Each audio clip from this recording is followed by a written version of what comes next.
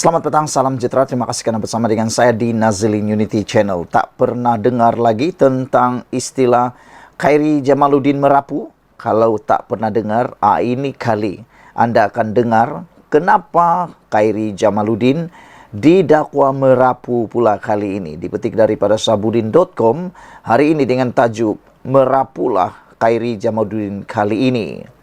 Di sebalik banyak gesaan agar Syed Saddiq Syed Abdurrahman meletakkan jawatan sebagai ahli Parlimen Muar, berikutan tindakannya menarik diri daripada menyokong kerajaan perpaduan, pemimpin UMNO yang terkeluar sekejap, Khairi Jamaluddin, nampaknya mempertahankan presiden muda itu. Kata bekas Menteri Kesihatan itu, Syed Saddiq Syed Abdurrahman, ahli parlimen yang jujur dan masih berpegang kepada dasar Pakatan Harapan, iaitu tidak bekerjasama dengan UMNO dan Ahmad Zaid Hamidi. Syed Saddiq ini adalah berprinsip, dia masih lagi berpegang kepada anti hoi hoi ya hoi, yang lain semua hoi hoi ya hoi. Jadi, jika kamu minta dia letak jawatan dan kosongkan kerusi, Anda yang sepatutnya kosongkan kerusi, kamu dahulu tambah Khairi Jamaluddin lagi.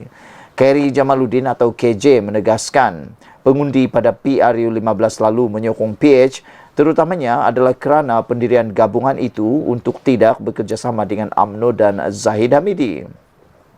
Sambil mengatakan tidak perlu untuk Syed Saddiq Abdurrahman meletakkan jawatannya, KJ sebaliknya berkata, pemimpin-pemimpin PH yang sepatutnya mendapatkan mandat baru daripada rakyat kerana melanggar janji mereka sendiri.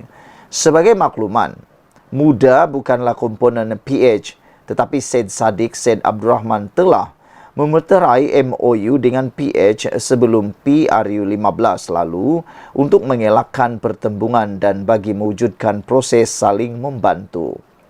Disebabkan adanya MOU tersebut yang disertai dengan PH tidak meletakkan calonnya, itulah yang menyumbang kepada kemenangan Syed Saddiq di Muar. Jika Syed Saddiq bertanding atas tiket muda dan PH juga meletakkan calon, nasibnya di Muar pasti jauh berbeza Nasib Syed Saddiq Syed Abdurrahman pasti tidak jauh berbeza dengan Pejuang dan GTA yang hilang deposit di semua kawasan yang mereka tandingi. Dengan itu, ikut logik akal apabila Syed Saddiq tidak lagi menyokong kerajaan perpaduan yang ditunjangi Pakatan Harapan, menggesanya meletak jawatan adalah sesuatu yang wajar dan munasabah. Setidak-tidak bolehlah sama-sama kita lihat sama ada Syed Saddiq masih boleh menang atau tidak di Muar dengan tiket mudanya itu. Dalam konteks PH bekerjasama dengan UMNO selepas PRU15, ia bukanlah bermakna prinsip dan janji pilihan raya telah dilanggari. Semua orang faham keputusan PRU15 lalu telah menyaksikan tiada mana-mana parti beroleh majoriti untuk membentuk kerajaan sendiri. Atau kemelut itu dan atas kemelut itu untuk mewujudkan kestabilan politik yang di Pertuan Agong lalu menitahkan agar dibentuk sebuah kerajaan perpaduan.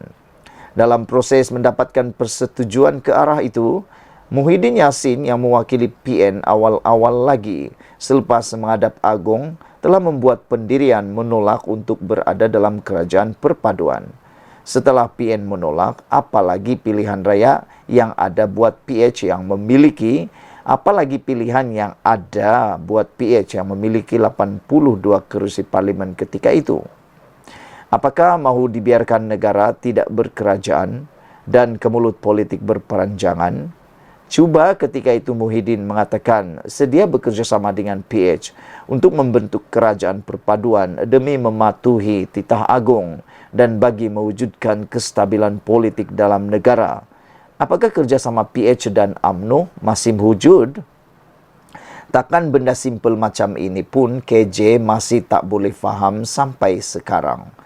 Lagipun, kalau Syed Saddiq seorang yang berprinsip dan memang menolak kerjasama PH dengan UMNO sejak awal lagi, kenapa sebelum ini beliau memberi sokongan?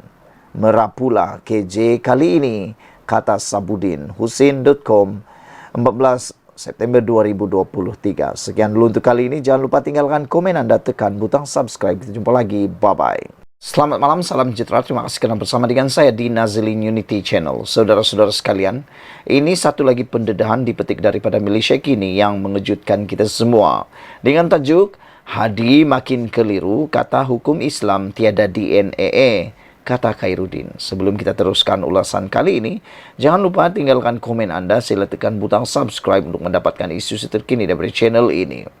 Hari ini kita dikejutkan dengan kenyataan daripada Khairuddin apabila beliau kata Hadi makin keliru. Apabila beliau kata tiada dalam hukum Islam tiada DNA.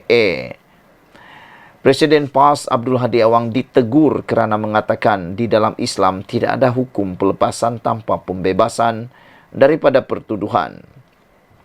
Bekas pemimpin PAS yang kini menganggotai Majlis Ulama UMNO, Khairuddin Aman Razali berkata, dakwaan Hadi bertentangan dengan prinsip keadilan Islam.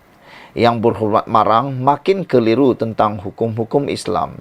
DNA itu adalah sebahagian daripada kerangka umum kaedah Islam. Katanya pada satu kenyataan hari ini, Al-Aslu Baratu Zimma menyamai konsep seseorang itu tidak bersalah hingga dibuktikan sebaliknya di mahkamah dan secara literal diterjemahkan kepada seseorang pada mulanya bebas daripada tanggungjawab. Khairuddin berkata ini bermakna seseorang pendakwa dibenarkan melepaskan tertuduh jika ada keperluan untuk siasatan lanjut. Abdul Hadi telah membuat kenyataan mengenai tiada hukum DNA dalam Islam di dunia rakyat, Dewan Rakyat hari ini.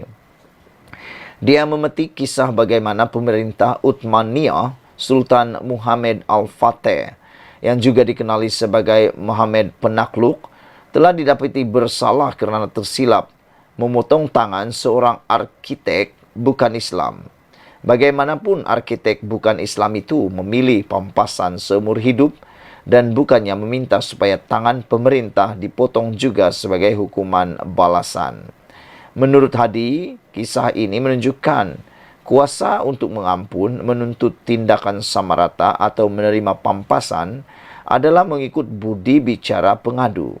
Dalam Islam tak ada dilepaskan tanpa dibebaskan DNA. Mesti dikenakan hukuman, kata Hadi pada sesi perbahasan kajian separuh penggal KSP Rancangan Malaysia ke-12 RMK-12. Hadi berkemungkinan besar mengulas kes timbalan Perdana Menteri Ahmad Zaid Hamidi yang dilepas tanpa dibebaskan DNA daripada pertuduhan di mahkamah. Ini berikutan pendakwa raya menarik balik pertuduhan rasuah terhadapnya dalam kes Yayasan Akal Budi. Pendakwa raya telah memetik keperluan untuk siasatan lanjut sebagai salah satu sebab pertuduhan itu ditarik balik. Khairuddin berkata kenyataan Hadi nampaknya menggalakkan rakyat berfikir bahawa sesiapa yang didakwa langsung telah dihukum bersalah. Ini kaedah yang sangat salah, bercanggah dengan Islam, katanya lagi. Saudara-saudara sekalian, saya bersetuju dengan apa yang dikatakan oleh Khairuddin Aman Razali apabila memang betul sesiapa yang didakwa di mahkamah belum tentu salah. Itu sebabnya perlukan mahkamah untuk menentukan sama ada orang itu betul atau salah. Tindakan membuat orang itu kelihatan sudah salah sebelum keputusan dibuat di mahkamah adalah tindakan yang tidak wajar. Kerana tidak adil untuk orang tersebut dicop sebagai bersalah, sedangkan belum tentu orang itu bersalah. Mungkin hanya difitnah, mungkin hanya kerana tuduhan-tuduhan palsu. Harus diingat, siapa-siapa pun boleh berlaku kepada dirinya didakwa di mahkamah. Dan pada waktu itulah dia pun mengharap untuk dia turut dibebaskan kerana mungkin anda berada di tempat yang benar. Apa perasaan anda kalau anda memang betul-betul tak salah tetapi didakwa secara salah atau didakwa kerana fitnah di mahkamah? Jadi apa terjadi? Pastinya itu juga akan Anda nantikan untuk dibebaskan dan Anda berharap Anda dibebaskan. Bagaimana perasaan Anda kalau Anda pula dilakukan katanya Anda bersalah tapi sebenarnya difitnah saja? Sekian dulu untuk kali ini. Jangan lupa tinggalkan komen Anda. Sila tekan butang subscribe. Kita jumpa lagi. Bye-bye.